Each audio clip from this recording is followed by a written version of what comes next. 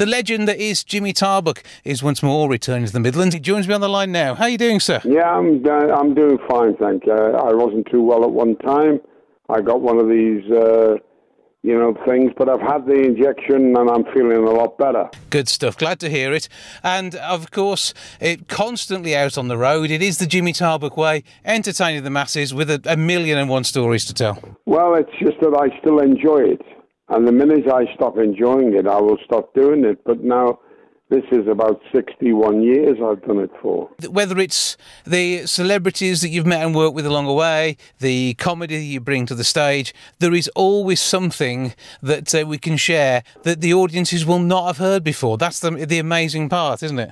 Well, they're very pleased to know that I've met the giants of our industry and worked with them. For instance, Sinatra, Elvis, Tom Jones, Bassey. I came up with the Beatles. I was at school with a couple of them.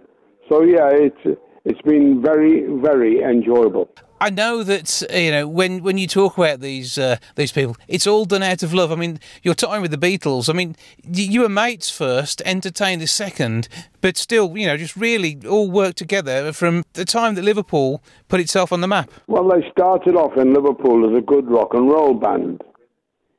Finished, just a good rock and roll band. Then they went to Hamburg for a month. And they played, believe me now, 9 shows a day. And they played those same songs. So they became so tight on these songs, knowing all the guitar riffs like on Johnny B. Good, etc. And in between, they were writing their own songs. And when they came back in Liverpool at the Cavern, it said, "The boys are back, our Beatles." And as John Lennon says, we don't want to be their Beatles. We want to be just the Beatles. And of course they came back and they were a different band.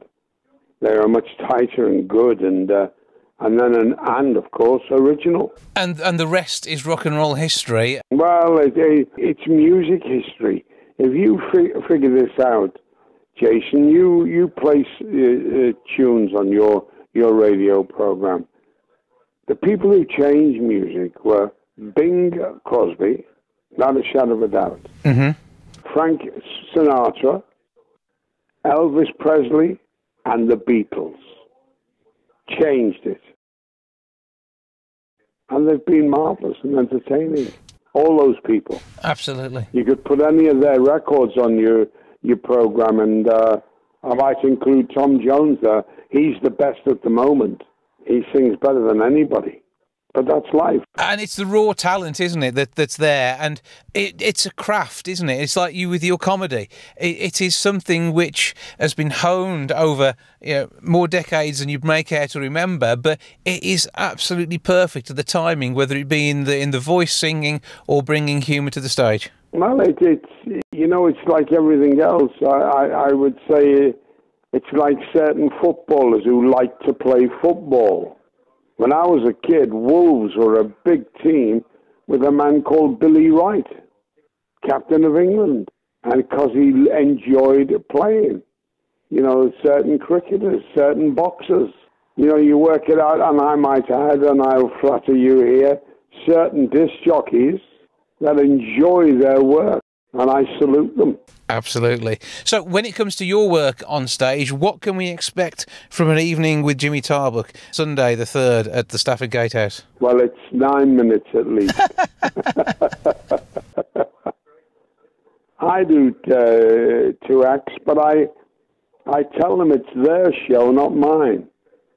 And anything they want to know, I try and get up and do it for them. I have a lot of fun with them. And I turn the ladies into my choir. So that's going to be an interesting evening in itself. And I get the girls singing. And I pick certain songs. One that never fails is "Will You Still Love Me?" And they sing it like a storm, and it's lovely to hear. So a bit of audience participation never goes amiss. Oh, they love it, and I love it with them singing. It's most enjoyable. And of course, 60 years at the top of the game, still there, and a few of the stories from around different decades. Have you got a favourite story from each of your decades of work? Well, did you hear about the disc jockey who gave all his money away to charity? No. No, neither have I. Anyway, I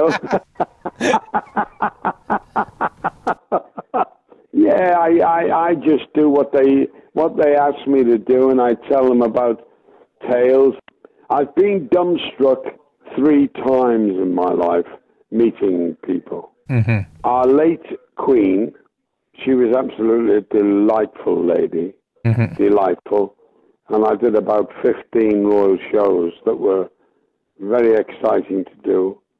Elvis Presley, meeting him with Tom Jones. Tom took me into his dressing room, and he was just a nice fellow, very nice fellow.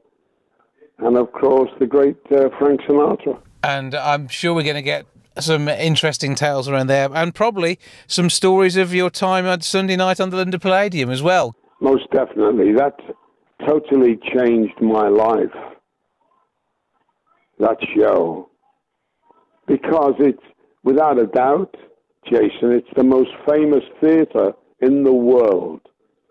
And I mean, Americans and Australians and people like that, they don't call it the Palladium, the London Palladium. Sinatra called it the London Palladium. Just wonderful. And such an iconic time of TV, enjoying shows like that, enjoying stuff like Winner Takes All as well. I mean, you've done everything in your career. Well, that was when I was a kid, and it was just very enjoyable, very, very enjoyable to do it so young. When I was first on the Palladium, I was 22. And that, I mean, no age, but absolutely still crafting an amazing set on stage. And there's so many people to talk about, and I know Scylla has still got an amazing place in your heart. Oh well, yes. I mean, we all fell in love with Scylla. Her funeral was it was more like a royal funeral, The whole of Liverpool stopped and lined the streets. People loved her, and quite rightly so. She was a great girl. Absolutely. An icon of her time, both for the singing and her TV work. And I think it's people like Doddy as well. I mean, did you spend much time with Ken Dodd over the years? Well, no, because you could never see him. He was always on the stage. He'd do 4 hours, and then you'd say to him, "Why are you doing so long?" He said, "Well, young man, I don't notice it." And he was a bit of a character, to say the least. Absolutely. Well, I was lucky enough to literally both bump into him on Church Street in Liverpool when I was at uni back in the 90s. And he was very polite and understanding after I literally walked into him whilst he was doing a press piece. But also, I mean, having seen him on stage in Wolverhampton as well, he was an absolute star then. Oh, yes. And talking to stages in Wolverhampton, I mean, you've helped the Grand Theatre celebrate over the years, haven't you? And in particular, 5 years back. Oh, I love that theatre. Oh, yes, superb. So, Jimmy, you're at the Stafford Gatehouse, as we say, this Sunday, November the 3rd, 7:30, and tickets are £32. You've got to get in there quick. Make sure you get your availability and get some great seats for what's going to be an amazing night. Tarby live on stage. I am. Yeah, get them and give us a wave when I come on, and we'll have a bit of fun. And I'll try to do that. You're going to try for a bit of Midlands accent, okay? Or just try a bit. Yes, they're great. They're great people because they like fun. Oh, yeah, absolutely. They like fun as well, and I like fun. And I'm very fond of Birmingham, and it's a good city. Wolverhampton, all round there is grand. Well, we're always pleased to see you in our neck of the woods. Well, I'll tell you, Jace, they're nice people there who like to laugh. And that suits me. I'll try and make them laugh to the best of my ability. Well, I know that you're going to have no trouble doing that at all. The box office is an 01785 619080. That's 01785 619080. Gatehousetheatre.co.uk this Sunday at the Stafford Gatehouse, an evening with Jimmy Tarbuck. Jimmy, a pleasure to speak to you. Thank you for joining us. Ta-ra, Jason. Bye-bye.